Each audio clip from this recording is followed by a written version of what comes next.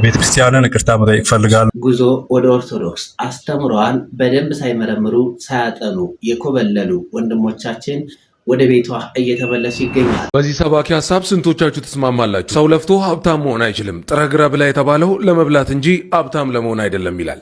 ቁርጡን ልንገር አይደል? በላብ ሀብታም የሆነ ሰው የለም። በወዝ ጥረግረ ምን ከመብላት አያልፍም። ተበላለ እንጂ ምንም አይፈጣም። ጥረግረ ሀብታም ሆንክ የሚል ምንድነው ስኬት ሾው ምናምን ናቸው። አበሻ አሰራሩን ስለማይነግር ነው። ወይ ጅብ ጋልቧል ወይ ልሳን አውርቷል። ከፕሮቴስታንት ህብረት ወጥቻለሁ ይለናል። በቲክቶክ በርካታ ሀሳቦችን ሲሰጥ እናውቀዋለን። ጌዲዮን ይባላል። ዛሬ በማለዳው እንግዲህ ከፕሮቴስታንት ማህበር ሙሉ በሙሉ መውጣቴ ለአብያተ ቤተክርስቲያናት ካውንስሉ እና አብሬያቸው ያገለገልኳቸው አብሬያቸው ያኖርኳቸው ፕሮቴስታንቶች በሙሉ ኦፊሻሊ ተናግሬያለሁ። ከዚህ በኋላ እኔ አዶናይ የበርካቶችን ቀልብ እየገዛ መጥቷል። በቲክቶክ ላይ ያለውን ዘረኝነት ያለውን መሰዳደብ ጠቅላላ ኢንቫይሮንመንቱን እንደቀየረው በርካቶች እየመሰከሩለት ይገኛል። ስፔሻሊ ዘረኝነትን እየቀየረ ይገኛል። በዚህ አጋጣሚ አታገኙም ዘረኛ ነህ ያለኝ ሰው ያለ አረ በህይወትሽ ካገኘሽ ሆነ የፈለግሽውን ካለ ትቀጣለሽ። ዘረኛ የታባቱ የሴት ራስ ወንድ ነው ይላል። ብዙ ፌሚኒስቶች እችን ጥቅስ ሲሰሙ ደማቸው ነው የሚፈለው። ችግር አለ እዚህ ላይ የማይላል። የሴት ራስ ወንድ ነው ይልና የቤተ ክርስቲያን ራስ ክርስቶስ ነው፣ የክርስቶስም ራስ እግዚአብሔር አብ ነው ይላል። ሰላም ወደ ኦርቶዶክሳውያን እንደምን አላችሁ? ሁላችሁንም ሰላም ብያለሁ። ይህ ቪዲዮ ከደረሳችሁ ቪዲዮውን ላይክ በማድረግ ለበርካቶች አድርሱ። ሰብስክራይብም ሼር ብታደርጉ ደስ ይለናል። ብዙዎችን በዝማሬዋ ኢአማንያንን ሳይቀር የማረከችው ብላቴና የሁሉም ቤተ እምነት እንግዲህ በድምጿ የተደመመው ይች ልጅ ምንድነው ያደረገችው? እንግዲህ ምን አይነት ድምጽ ነው? ከታች እንግዲህ ሜንሽን ላይ ከታች አስቀምጥላችኋለሁ፣ እየገባችሁ ድምጿ ስሙትና ከ10 ስንት ስኮር ትሰጣላችሁ? ከታች ኮሜንት ላይ ጻፉልኝ ማለት ነው። እኔ ደግሞ ቪዲዮ ልጋብዛችሁና ከዛ በኋላ እኔ እመለሳለሁ። የልቤን ሁሉ ለማላማገር መቤት ይሆን ካንቺ በስተቀር ለደካማ ሰው መጠጊያ ኮነሽ ሐዘን ጭንቀቴን የምረሳብሽ። ጥያቄ ልጠይቅሽ። ለእመቤታችን የተዘመሩ መዝሙሮች በጣም ብዙ መዝሙሮች አሉ። እንደው ስትዘምሪ በጣም ደስ የሚልሽ መዝሙር የእመቤታችን የትኛው ነው? ግን ብዙ አሉ የምወዳቸው፣ እንደሞ የሚያሳዝነኝም የምወዳቸው እምዬ ማርያም።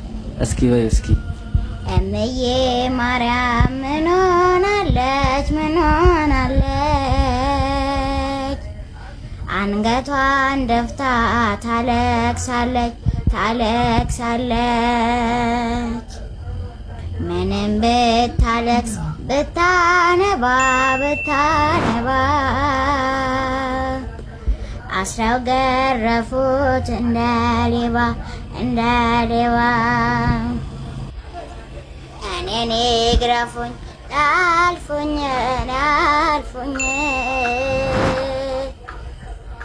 ሐሰት በቃሉ አይገኝ የልጅ ጥፋት ለኔ ሆነ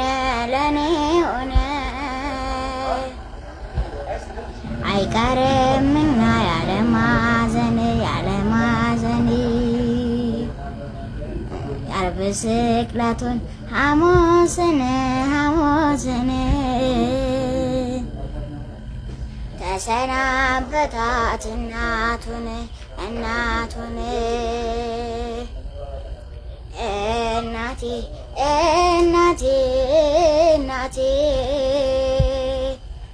ሆይ ታየኛለሽ ተሰቅዬ በልጄ አሁን ደህና ሆነ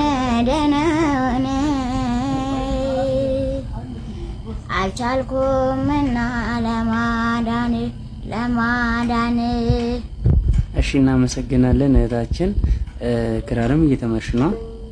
በቅርቡ እንደ እግዚአብሔር ፍቃድ ትጨርሻለሽ። ወይም ደግሞ ፕሮሚስ ቃል ነው አይደለ? ተነጋግረናል። ስለዚህ በቅርቡ ትጨርሻለሽ ማለት ነው።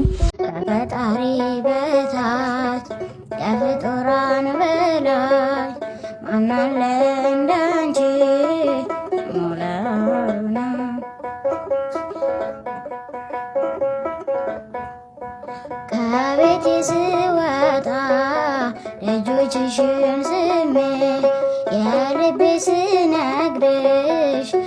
ስልሽ ፊት ቆሜ አልከለከልሽኝ የእጅሽን በረከት አቆምሽ በምልጃሽ ከደስታ ሰገነት ከፈጣሪ በታች ከፍጡራን በላይ ማናለ እንዳንቺ ተሞላሩንም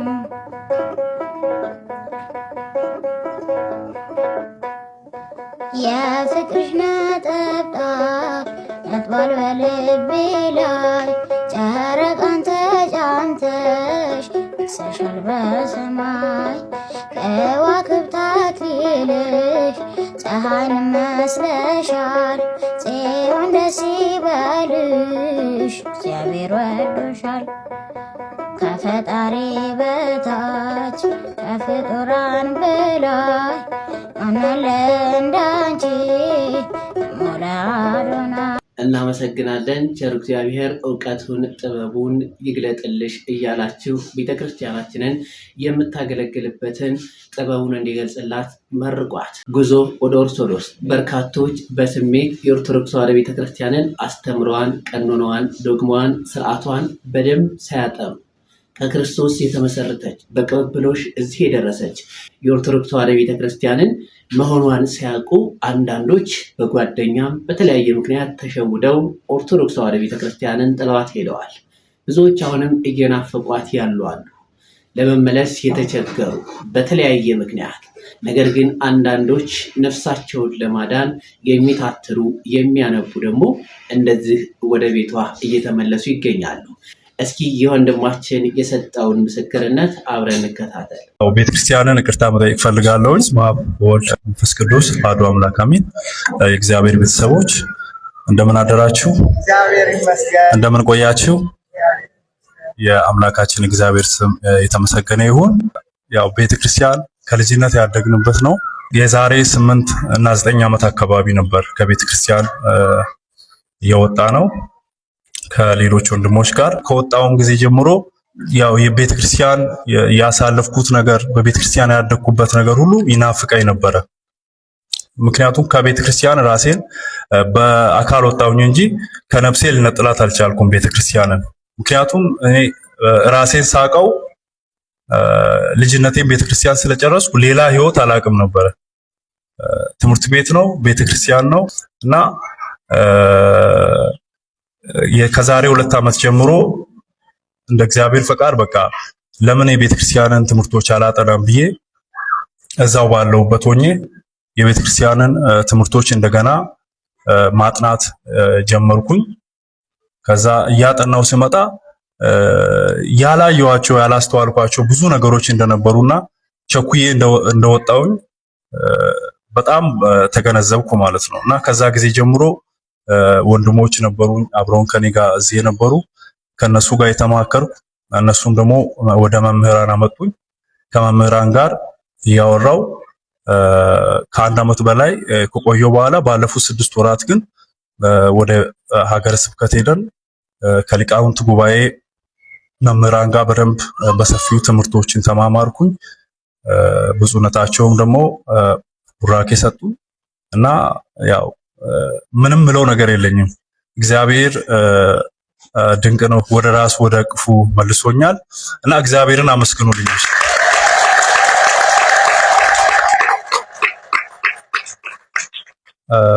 ከሁሉም በላይ ያው ቤተክርስቲያንን ይቅርታ መጠየቅ ፈልጋለሁኝ።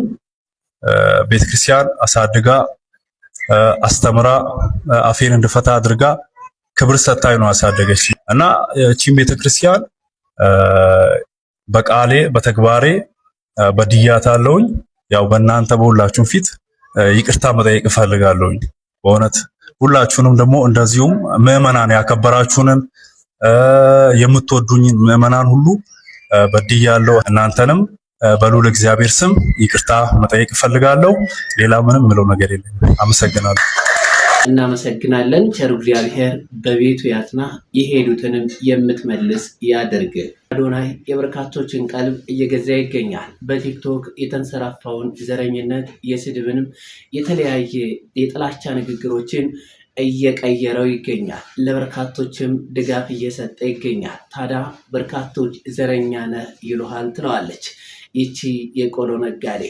እሱም ታዲያ በፍጹም እንዳሰሚያቸው እኔ ሰውን በሰውነቱ የምወድ የማከብር ሰው ነኝ እያለ ይመልሳል። እስኪ ስለ አዶናይ የተነገሩትን በትንሹ እንመልከት። ስራ ለመቀጠር ተያዥ በማጣቷ በደላላ የወሲብ ጥያቄ የቀረበላት ይቺ ከጀርባዬ የምትመለከቷት ጠንካራዋ ሴት ጥሩ ግን በክብሯ የማትደራደረው የእግዚአብሔር መምጫ አይታወቅምና በጎዳና ህይወት እያለች ስሙን እንኳን የማታውቀው አንድ ቲክቶከር አጠገቧ አንድ ቲክቶክ በሚመለከት ሰው ስልክ እኔ ቆንጆ፣ አንቺ ጠንካራ ነሽ፣ አንቺ ብርቱ ነሽ የሚል አንድ ድምፅ ሰማች። ያ ድምፅ አዶናይ በካናዳ ሆኖ ለብርቱ ሴቶች ያስተላለፈው መልእክት ነበር። ከዚህ የጥንካሬና የተስፋ ድምፅ በኋላ አምላኳን እየተማጸነች ዛሬ ላይ አዶናይ ፎርፎር ቆሎ ይዛላችሁ መጥታለች። አዶናይም ይችን ብርቱ ሴት በማግኘት እጄን ጠበቅ አድርገሽ ያዥኝ ከዜሮ ወደ 100 እንሄዳለን በማለት ወደ ቢዝነስ ስራው ቀላቅሏታል። ቲክቶክ ላይ የነበረውን መሞላፈጥ፣ መሰዳደብ፣ መጨቃጨቅ፣ አጉል የሆነ የሚያስጠላን ነገር ባህሉን ነው ካልቸሩን ነው የቀየረው። የቲክቶክን የኢትዮጵያኖችን ገጽታ ነው የቀየረው። በዓለም የምንታወቅ የምንከበር ነው ያደረገን ይሄ ልጅ። ግን 6 ሚሊዮን ነው ተከታይ ያለው። እንዴት ሰው በሁሉ ነገር እንዴት ይሳካለታል? ሁሉን ነገር እንዴት ያሟላል? ያውቃል። ቅን ልጅ ነው፣ የሰለጠነ ነው። ሰው ለመርዳት ምንም አይነት ችግር የለበትም። በብሔርና በአካባቢ የተጠቃ ልጅ አይደለም። ጨዋ ስነ ስርዓት ያለው ልጅ በቃ። አሁን እሱ ባለበት ሁናቴ ሌላ ሰው ቢሆን ኑሮ መቀመጫ መሄጃ ነበር የምናጠው። ኢዚ ኑሮ የሚኖር በጣም ትሁት ጨዋ ልጅ በቃ 135 ሚሊዮን የኢትዮጵያ ሕዝብ ፎሎ ማድረግ አለበት አዶናይ። በቃ እንዲህ ነው። በሰው ስትወደዱ የምታደርጉት ነገር በሙሉ ይጣፍጣል። እኔ እንደውም ከዚህ በፊት አዶናይን ሰፖርት የሚያደርጋቸው ነገሮች እየመረጥኩ ነበረ እንትን አደርጋለሁ፣ ሪፖስት አደርጋለሁ ያልኩት። ማንኛውንም ነገር ነው የማደርገው አሁን እኔ አዶናይ፣ ማንኛውንም ነገር ማለት ነው። እሱን ይጠቅማል ይደግፋል ብዬ ያሰብኩትን ነገር በሙሉ አደርጋለሁኝ። በቃ በሌላ በምንም ላግዘውና ልረዳው የምችለው ነገር የለም። በአንድ ሰው ላይ ቢዝነስ መስራትና ካለህ ነገር ከፍለህ መስጠት ሁለት የተለያዩ ነገሮች ናቸው። ይሄ ልጅ ካለው ነው እየቀነሰ የሚሰጠው፣ ካለው ነው እየቀነሰ የሚያደርገው። ደግሞ በጣም ቅን ልጅ መሆኑን የምታውቁት ይሄ ውስብስብ አድርጎ አይደለም፣ ሰላማዊ በሆነ መንገድ የሚያገኛቸውን የሚያደርገውን ነገር ነው በቪዲዮ የሚያጋራለኛ እንጂ ለቪዲዮ ብሎ ምናምን የሚሰራ አይመስለኝም። ለምን ተመሳሳይ ሊሆን አይችልም? አንድ ወጥ እንዴት ሊሆን ይችላል? እና ዝም ብዬ ራሴን ግምገማና ጌታ ሳደርግ ለቪዲዮ ብሎ ለሆነ ለማሳመር ብሎ አይደለም። ለዚህ ነው ቪዲዮዎቹም ተወዳጅና ተመልካች የሚበዛላቸው ሰዋዊነት ያዘሉ ስለሆነ እና ሁሉ ጊዜ የሚሰራው ሰው ሆኖ ነው። ሰው ስለሆነ ነው ደግሞ ሰው የሚያግዘው። የበለጠ ይጨምርልህ። እንደሰማችሁት ነው። እናመሰግናለን። ቸሩ እግዚአብሔር ከዚህ በላይ የምሰራበትንና ዘረኝነትን ከሀገራችን ከኢትዮጵያ ንቅል ብሎ የሚወጣበትን ስራ እንድሰራ ቸሩ እግዚአብሔር ይፍቀድልህ። ከፕሮቴስታንት ህብረት ወጥቻለሁ ይለናል። በቲክቶክ ስሙ ጌዲዮን ይባላል። በርካታ ሀሳቦች ላይ አስተያየት በመስጠት እናውቀዋለን። ታዲያ ከዚህ ህብረት ወጥቻለሁ ያለበትን ምክንያት ሲናገር በህብረት ውስጥ የሚደረጉት ነገሮች ከሃይማኖት የሚመደቡም አይደሉም፣ እጅግ ለነፍስ ማዳኛ የሚጠቅሙም አይደሉም ይለናል። በወዝ ጥረግረ ምን ከመብላት አልፍም ላ ተባላለ እንጂ ምንም አይምጣም። አምጣ ጥረግረ ሀብታም ሆንክ የሚል ምንድነው ስኬት ሾው ምናምን ናቸው። ጥሬ ግዬ ከ5 ሳንቲም ተነስቼ ከቆሻሻ ለቃቅሜ ከወዳደቀ ነገር መኪና ሰራው ምና ይላል። የለም በወዳደቀ ነገር መኪና የለም፣ እንደዛ የለም። አበሻ አሰራሩን ስለማይነግር ነው። ወይ ጅብ ጋልቧል ወይ ልሳን አውርቷል። ከማይም ጋር አትጣላ ደጋፊ ብዙ ነው የሚባል አባባል አለ። ያው ይሄን ሰውዬ ስናገር የሚደርስብኝ ተቃውሞ ስለማውቀው ነው። እኔ በአካባቢ ጅብ ጋልቦ ሀብታም እንደሆኑ የምጠረጥራቸው ሰዎች አሉ። ጅብ ጋልበው ወይም ደግሞ የጨለማውን አሰራር ተከትለው ሀብታም ሆነዋል ብዬ የምጠረጥራቸው ሰዎች አሉ። ግን አንድም ልሳን ተናግሮ ሀብታም የሆነ ሰው አይቻላል። ወይም ደግሞ እዚህም ቸርች የምትመላለሱ ሰዎች እዚህ ሰውዬ ጋር የምትመላለሱ ሰዎች ህይወታችሁ ተለውጧል ወይ? በሰውየው ደረጃና ሰውየው የሚኖረውን ህይወት ኤክስፔሪየንስ እያደረጋችሁ ነው ወይ? እየበለጸጋችሁ ነው ወይ? ያው የብልጽግና ወንጌል ነው የሚሰብከው፣ የሚበለጽገው ራሱ ነው። ግን እሱ ጋር የምትሄዱ ሰዎች እየበለጸጋችሁ ነው ወይ? ፍሬውን እየበላችሁ ነው ወይ? እናንተ ይህን ጥያቄ ማቅረብ እፈልጋለሁ። ማለት አሁን እሱ እንደሚለው ከሆነ ጥረህ ግረህ መስራት ልትበላ ትችላለህ፣ ሀብታም ልትሆን ግን አትችልም ጥረህ ግረህ በመስራት። ስለዚህ መጽሐፍ ቅዱስ የሚለው ጥረህ ግረህ ብላ እንጂ ጥረህ ግረህ ሀብታም ሁን የሚል ስላልተጻፈ ጥሮ ግሮ መስራት ሊያበላ ይችላል እንጂ ሀብታም ሊያደርግ አይችልም። ሰዎች ሀብታም የሚሆኑት በሁለት መንገድ ነው ብሏል። አንደኛ ጅብ በመጋለብ፣ ሁለተኛ ደግሞ ልሳን በመናገር ብሏል። እኔ ለእናንተ የማቀርበው ጥያቄ ልሳን ተናግሮ ሀብታም የሆነ ሰው ማን ነው? እዚህ ጋር መጥቶ አቤት ሊለኝ ይችላል።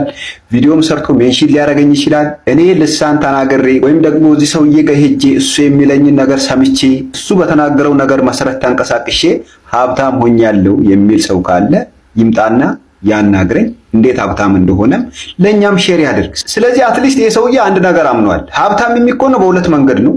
አንድ ልሳን በመናገር፣ ሁለተኛ ደግሞ ጅብ በመጋለብ። ስለዚህ እነዚህ ሰዎች ወዴት እየመራቸው ነው የሚለውን ነገር ከዚህ ውስጥ ስናወጣ ሰዎቹ ልሳን ተናግረው ሀብታም መሆን ካቃታቸው ፕላን ቢን ይሞክሩታል ማለት ነው። ጅብ መጋለብ ምን አይነት አፈር የሚልና ከመሬት ያልተነሳ ሁሌ መሬት ላይ የሚመጠመጥ ትምህርት ነው የሚያስተምረው። ከመሬት ያልተነሳ ትምህርት ሰማይ ያደርሰኛል ብለህ በፍጹም ልታምን አይገባም። ስለዚህ ከእንደዚህ አይነት ሐሰተኞች ልትጠበቁና ራሳችሁን ልትጠብቁ ይገባል የሚል ምክር ነው ያለኝ። ቅድም ያልኳትን ነገር ግን እንዳትረሱ። ልሳን ተናግሮ ሀብታም የሆነ ሰው ካለ በቪዲዮ ሜንሽን ሊያደርገኝ ይችላል። ኮሜንትም ላይ እኔ ሀብታም ሆኛለሁ ብሎ ሊጽፍ ይችላል። ይመቻችሁ። መልካም ቀን።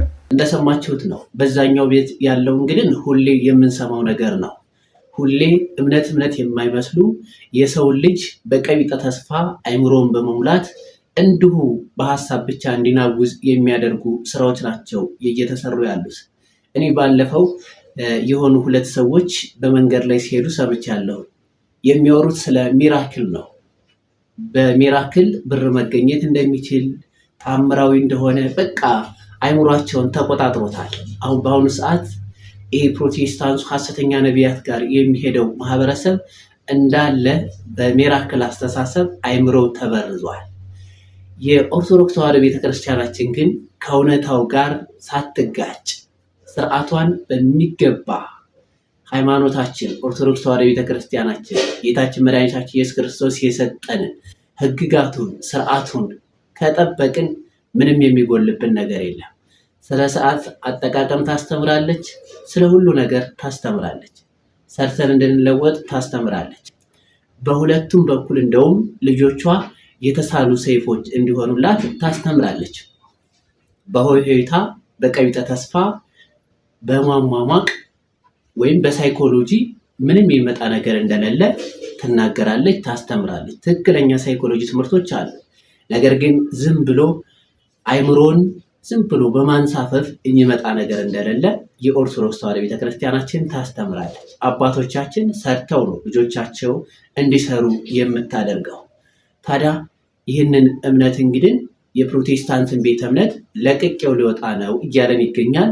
ይህ ጌዲዮን የሚባል ሰውዬ እስኪ የተናገረው እንከታተል። ፕሮቴስታንት አልባልም ወይም ደግሞ አብያተ ቤተክርስቲያናት ካውንስል አይወክለኝም ብዬ 6 ምክንያቶችን ዘርዝሬ ጽፌ ከአብያተ ቤተክርስቲያናት ጋር ያለኝን ታይ ወይም ደግሞ ግንኙነት ሙሉ በሙሉ አቁሜያለሁ።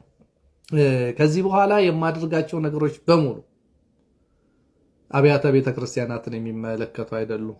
ትምህርት ማስተምር፣ ጉባኤ በሰበስብ፣ ከሰዎች ጋር የጸሎት ህብረት ቢኖረኝ ከአብያተ ክርስቲያናት ህብረት ጋር ምንም የሚገናኝ ነገር የለም። ይሄ የአብያተ ቤተክርስቲያናት ካውንስል ተብሎ የተሰባሰበው ቡድን አጋንንታዊ ነው ብዬ ስላመንኩኝ እግዚአብሔርን ከማክበር ይልቅ እግዚአብሔርን ያዋረደ ነው ብዬ ስላመንኩኝ ከተሰበከልን ወንጌል ውጭ የሚሰብኩ ሰዎችን የማህበሩ አባል አድርጎ በከበረው የጌታ ማዕድ ላይ እንድንካፈል አስገድዶናል ብዬ ስላመንኩኝ ሐሰተኛ ነቢያትን፣ ሐሰተኛ ሐዋርያትን፣ ጠንቋዮችን በስሩ ሰብስቦ እነዚህ ላይ የዲሲፕሊን እርምጃ የመውሰድ ፍላጎት የለውም ብዬ ስላሰብኩኝ ትላልቅ የሚባሉ የከበሩ አባቶች በህይወታቸው የተመሰከረላቸው በትምህርታቸው የተመሰከረላቸው ይሄንን ለመቃወምና ከእግዚአብሔር ጋር ለመሰለፍ ምንም አይነት ፍላጎት የላቸውም ብዬ ስላመንኩኝ አጠቃላይ ከፕሮቴስታንቱ ዓለም ራሴን አግልያለሁ። የፕሮቴስታንቱ ዓለም በዚህ ሰዓት እግዚአብሔርን የሚያዋርድ የጌታ ኢየሱስ ክርስቶስን መንገድ የሚያቆሽሽ እግዚአብሔር በንጽህናና በቅድስና እንከተል ዘንድ ያስተማረንን መንገድ የሚቃወም ሰው አምላክ ነው ብሎ የሚያስተምር ኮምፕሊት ፓኬጆች ነን ብለው የሚያስተምሩ ስግብግብነትን ጥንቆላን የሚያስተምሩ ገንዘብ በስራችሁ በላባችሁ አታገኙም የምታገኙት ጅብ ላይ ሰፍራችሁ ወይም በልሳን ጸልያችሁ ነው ብለው የሚናገሩትን ሰዎች የማይገስጽ የማያባርር የዲሲፕሊን እርምጃ የማይወስድ ካውንስል ሆኜ ስላገኘሁት ይህንንም አብያተ ቤተክርስቲያናት ህብረት የሚባሉት ከእግዚአብሔር ክብር ይልቅ የሰውን ፊት ስለፈሩ ከነዚህ ሰዎች ጋር እኔ አብሬ መቀጠል አልችልም ብዬ በዝርዝር ደብዳቤ ጽፌ ደብዳቤውን ለካውንስሉ ኢሜል አድርጌ ከዛሬ ጀምሬ ከካውንስሉ ጋር ያለኝን ህብረት አቁሜያለሁ። የጻፍኩት በሁለት ምክንያት ነው ይሄን ደብዳቤ። አንደኛ ካውንስሉ ምናልባት እግዚአብሔርን የሚፈሩ ሰዎች በውስጡ ካሉ እኔንና እኔን የሚመስሉ በርካታ ሰዎች ስላሉ የእነዚህን ሰዎች ድምፅ ሰምቶ ራሱን ማስተካከል የሚችል ከሆነ ሜቢ በውስጡ ጥሩ ሰዎች ካሉ እኔ መጋቢ ጌትነትን ጨምሮ በርካታ ካውንስል ውስጥ ያሉ ሰዎችን እግዚአብሔርን ይፈራሉ ብዬ አላምንም። እነዚህ ሰዎች ፒውር የሰይጣን አገልጋዮች ናቸው ወደሚል ድምዳሜ ደርሻለሁ። ጳውሎስ እኛ ከሰበክንላችሁ የሚለይ ወንጌል ማንም ቢሰብክላችሁ እርሱ የተረገመ ነው ብሎ የጻፈውን በግልጽ ክደው ፍርፍር መብላት ወንጌል ነው ብለው ከሚሉ ሰዎች ጋር አብረው ለመሆን በመወሰናቸው እኔ ከዚህ ካውንስል ጋር መሆን አልችልም። ምክንያቱም ይሄ ካውንስል እግዚአብሔርን የሚያከብር ካውንስል አይደለም ስል ድምዳሜ ላይ ደርሻለሁ። የተወደዳችሁ ወንድሞች ቢያንስ 27 ዓመት የቆየሁበትን ይህንን ቤተ እምነት ለቅቄ ስወጣ ምን ያህል ዲፕሬሽን ምን ያህል ሐዘን ውስጥ ለሆነ እንደምችል አይጠፋችሁ። ግን አንድ ሰው ሳክሪፋይስ መደረግ አለበት። አንድ ሰው መሞት አለበት። አንድ ሰው ፊት ቀድሞ ይሄ ካውንስል አጋንንታይ ነው ብሎ መናገር አለበት። አለበለዚያ ሁላችንም ተያይዘን የምንጠፋው። የምትከተሉኝ ሰዎች ካውንስሉ እግዚአብሔር መንገድ እየተከተለ አይደለም የምትሉ ሰዎች ካውንስሉ ራሱን እንዲያስተካክል እባክህን የካውንስሉ አባላቶች ራሳችሁን ፈትሹ እያላችሁ ጻፉ። እኔ ግን ከዚህ በኋላ ከካውንስሉ ጋር ምንም አይነት ግንኙነት የለኝም። ከፕሮቴስታንቱ ዓለም ጋር ምንም ግንኙነት የለኝም። ምናልባት ለተወሰነ ጊዜ መዝሙራቸውን ልዋስ እችላለሁ። በጣም ወዳችኋለሁ፣ በጣም አከብራችኋለሁ። እስከዛሬ አብረን ስላሳለፍነው ነገር እስከዛሬ አብረን ስላገለገልነው ክቡር ጌታ እስከዛሬ አብረን ስለተካፈልነው የከበረ የጌታ ማዕድና ጸጋ ስለሚተላለፍባቸው ቅዱሳን ስርዓቶቹ በሙሉ እግዚአብሔር ያክብርልኝ እላለሁ። የሰጣችሁኝ ሕይወት ክቡር ነው፣ ግሩም ነው። ያሳያችሁኝ ጌታ በጣም የሚደንቅ ነው። በእውነት ይህንን ምስል መጠበቅ ፈቃደኛ ያልሆነ ካውንስል ተፈጥሮ በዚህ ሁኔታ በመለያየታችን በጣም አዝናለሁ። ሁል ጊዜ በመንፈስ አብሬያችሁ ነኝ። እግዚአብሔር እንዲረዳችሁ ከዚህ ካውንስል ቀንበር እንዲያወጣችሁ ጸልይላችኋለሁ። እምነቴም አመለካከቴም ይሄ ካውንስል አጋንንታዊ ነው የሚል ነው። ይሄ ካውንስል የክርስቶስ ተቃዋሚ ነው የሚል ነው። ለዚህ መረጃዬ ደግሞ የራሱ የካውንስሉ የእምነት መግለጫ ነው። በአስተምሮ የተለያዩ ቡድኖችን አንድ ላይ አድርጌ ይይዛለሁ ብሎ ደንግጎ ሰው መንፈስ ነው፣ ሰው አምላክ ነው የሚለውን ሰው ነው ከሚለው ጋር በአንድ ቋጥ ውስጥ ለማስገባት ስለወደደ እኔ ደግሞ በዚህ የሞት ቋጥ ውስጥ መግባት ስለማልፈልግ ስለማልችል ኦብቪየስሊ ፊት ለፊት ተናግሬ ከእናንተ ጋር እንትን ብያለሁ። ዝርዝር እንትኔን ፒን አድርጌላችኋለሁ። እንትኔ ላይ ገብታችሁ ማየት ትችላላችሁ። እስከዛሬ ስለነበረን ቆይታ እግዚአብሔር ይባርካችሁ። ከዚህ በኋላ ጌዲዮን ጴንጤ ተብሎ አይጠራም። ውድ ኦርቶዶክሳውያን እስከ ሰዓት ድረስ አብራችሁ ለቆያችሁ አመሰግናለሁ። በቀጣዩ ርዕስ እስከምንገናኝ ድረስ ሰላም ቆዩ።